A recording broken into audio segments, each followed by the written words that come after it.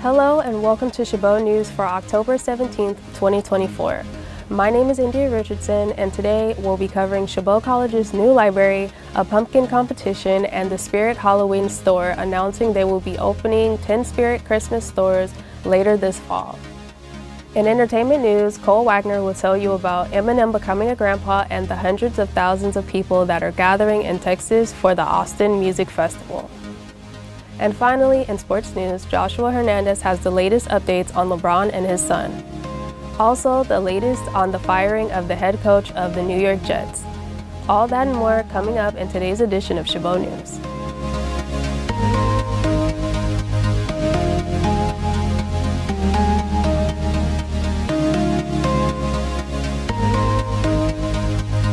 A mission to study an ocean world where humans could potentially live is now underway. The NASA venture launched today, heading towards Jupiter's moon Europa. Reporter Michael Yoshida joins us with more on what this mission means for space travel and potentially finding life beyond our world.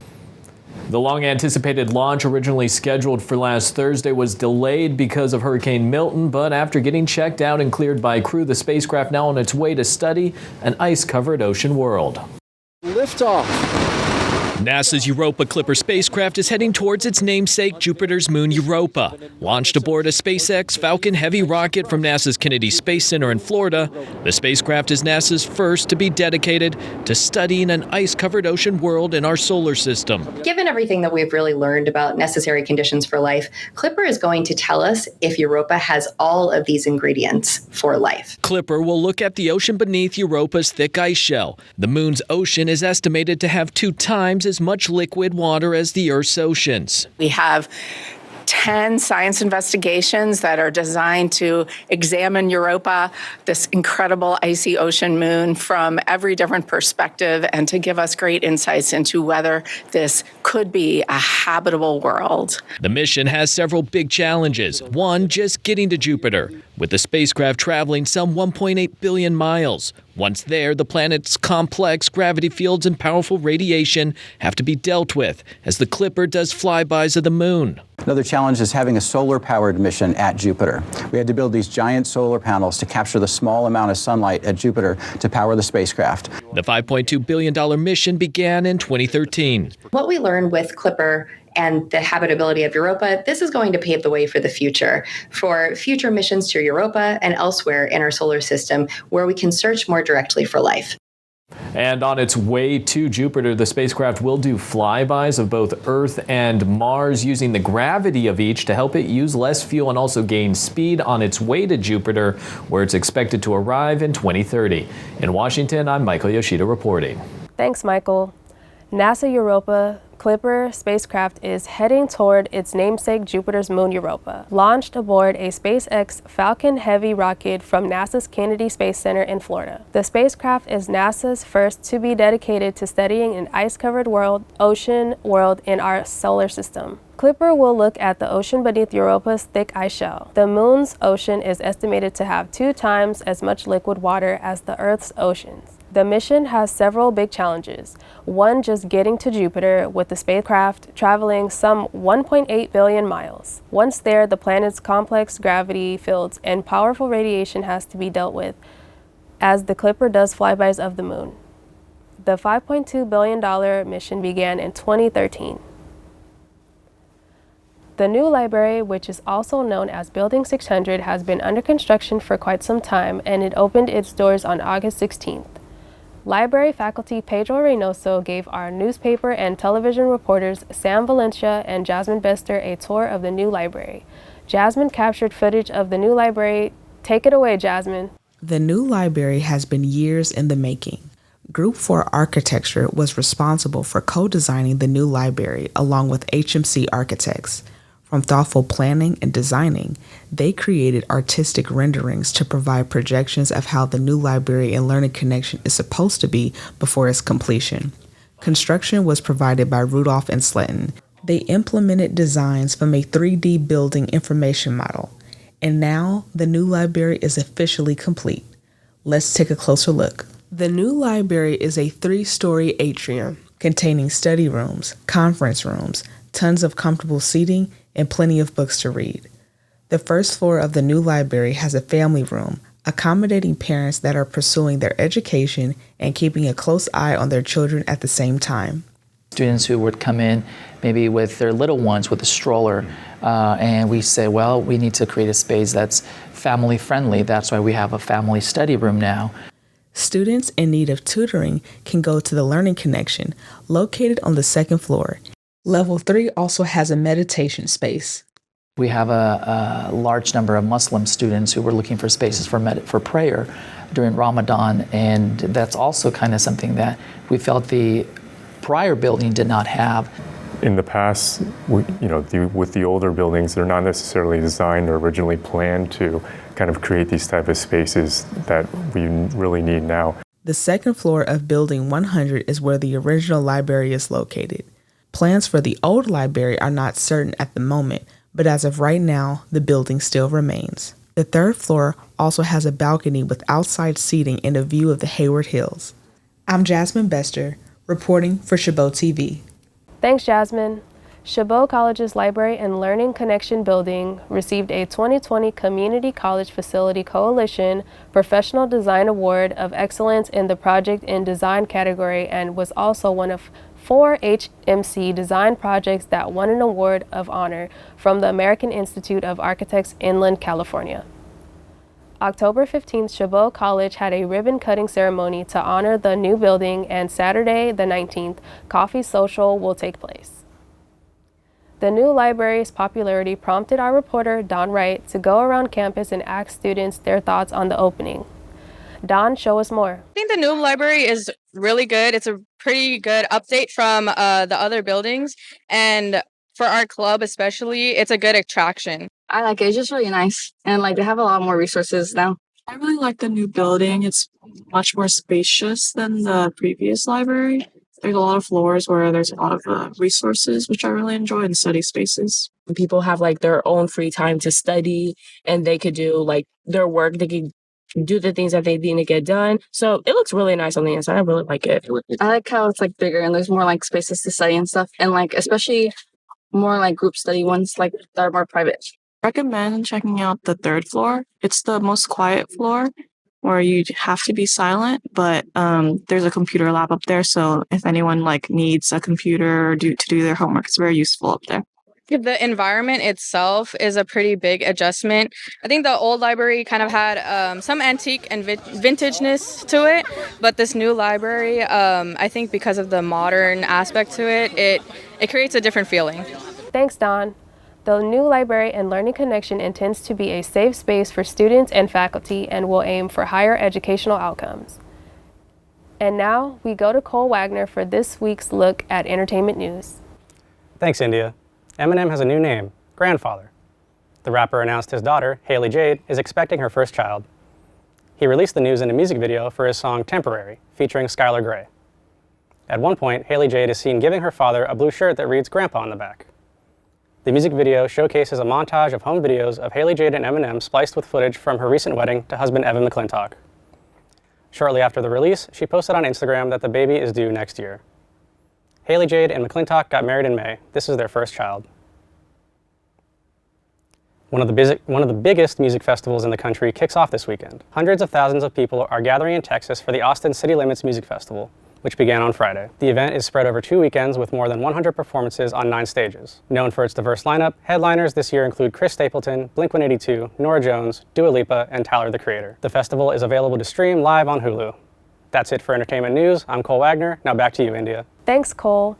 Amazon Web Services has announced that it will be accepting grant applications for local initiatives in Hayward as part of its In Communities Fund. For the second year in a row, AWS is making $100,000 available to support community projects and programs in Hayward, focused on areas such as STEM education, economic development, environmental stability, and community health. Hayward residents, schools, and organizations are encouraged to apply for grants of up to $10,000 by December 15, 2024. The initiative aims to give back to communities where AWS operates, helping to improve quality of life and support innovation. A virtual seminar will take place on Zoom on October 10th at noon to provide guidance for applicants. Those interested in applying can find more information and access the application on changex.org.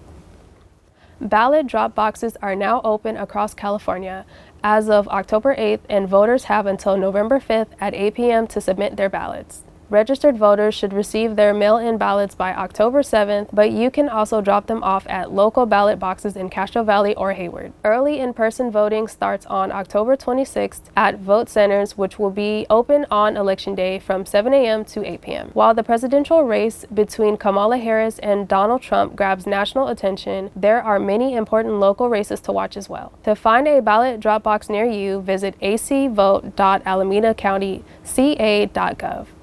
And now we go to Joshua for this week's look at sports news. Thanks, India.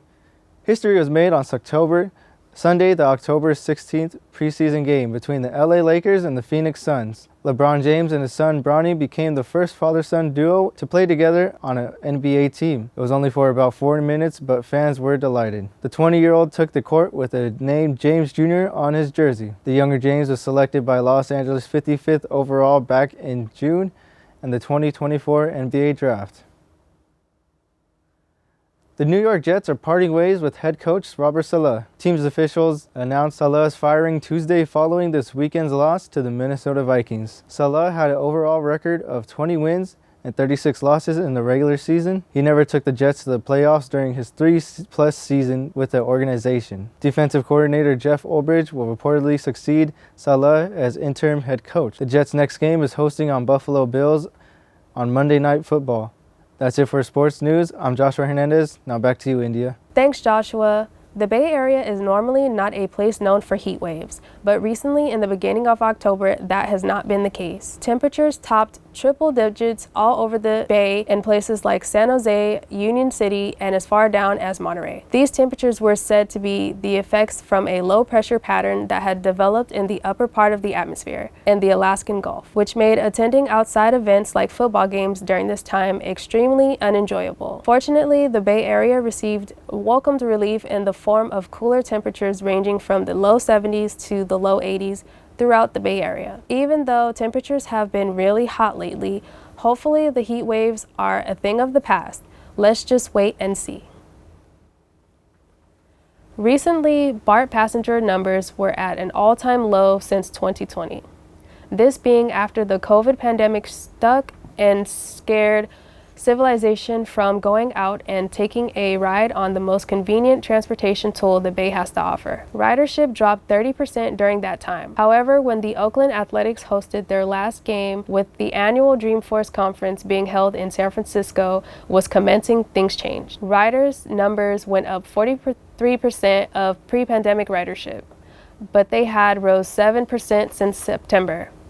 This just goes to show that BART and you'll be there is still a pretty catchy phrase. And now we go to Julian Ramirez for this week's Top 5. Thanks, India. This week we'll be doing the top 5 best Formula One drivers of all time. At number 5, we have Brazilian driver Ayrton Senna. He raced in F1 from 1984 to 1994, racing at teams like Tolman, Lotus, and McLaren. He won a total of 3 championships until his fatal crash that ended his career at the 1994 San Marino Grand Prix in Italy. Number 4 is the current reigning world champion, Max Verstappen. The Dutch Red Bull driver has won 3 straight world championships, as well as in the lead for the current world championship. He holds the record for most race wins in a season, winning 19 out of 22 races in the 2023 season. Number 3 is Sebastian Vettel. The German driver won 4 world championships in a row from 2010 to 2013. His career lasted from 2007 to 2022. He raced for teams like BMW Sauber, Toro Rosso, Red Bull, and Ferrari. At number 2, we have the great Michael Schumacher. Considered the GOAT for many years, Schumacher won 7 championships, with 2 of them in the mid-90s and the rest coming in the early 2000s. The German driver raced for Jordan, Benetton, Ferrari, and Mercedes. He retired in 2012, finishing his career with an astonishing 91 race wins. But at number 1, we have the GOAT. Sir Lewis Hamilton is a 7-time world champion, winning 4 championships in a row from 2017 to 2020 with 105 race wins and counting. Hamilton is considered the greatest of all time. That's all for this week's Top 5. Now back to you, India. Thanks, Julian. The retail chain known for ushering in the spooky season is now embracing Christmas. Spirit Halloween has announced that it will be opening 10 Spirit Christmas stores later this fall. They will mostly be located in the U.S. Northeast. The company says the stores will be filled with Christmas-themed decorations, inflatables, and gifts. Customers will also be able to wander through a life-size gingerbread village, as well as take a photo with Santa Claus. Spirit Halloween opened more than 1,500 stores across the U.S. and Canada this year. According to National Retail Federation, consumers are forecasted to spend more than $11 billion for this Halloween this year. You've never seen pumpkins like this before. Weighing hundreds of pounds, these gourds are the cream of the crop, and they all shine at the Elk Grove Giant Pumpkin Festival in California this weekend. Letitia Ordaz reports. It looks like scenes from a fairy tale. This isn't Cinderella's magical pumpkin carriage, but these giant gourds are the star of the show at the Elk Grove Giant Pumpkin Festival. This is giant pumpkin season. This is like the growers' Super Bowl. Organizers say the event was formed in Elk Grove when a couple of growers pitched the idea 30 years ago. Who came to the Cosumnes CSD and asked if they could hold a pumpkin weigh-off here locally so they didn't have to drive so far to weigh off their giant produce. The first festival started out small. The first winner was around 300 pounds, and at the time, that seemed miraculous. With a $7,000 grand prize, the giant pumpkin weigh-off is now super competitive. The first time we broke 2,000 pounds, we had a 1-ton pumpkin. It was emotional. It was so exciting. The crowd was cheering. It was so loud. It was unbelievable to think that we had a 1-ton pumpkin, and we've beat that multiple times since then. It's unreal. Grower Johnny Rigetti drove from San Luis Obispo in hopes of being crowned king of the giant pumpkin weigh-off. His family didn't just bring one gourd, they brought 3. He shares what it takes to compete. A little bit of everything. Genetics is a good one, getting your soil dialed in. You want to test your soil and make sure all that's as good as it can be. Nick Kennedy and his son Harris brought their giant pumpkin, which they named Poppy, for the competition. They don't have a farm, but that didn't stop them from growing this giant pumpkin in their backyard in Fair Oaks. I think there's a lot of care, a lot of time, patience, a good seed, of course, and just a little bit of hard work.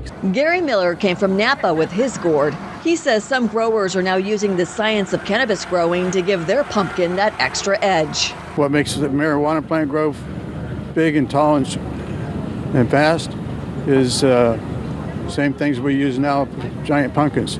Not all giant pumpkins are for the weigh-off. Some will hit the water and be used as racing boats for the festival's regatta tradition. It's fun. It's fun.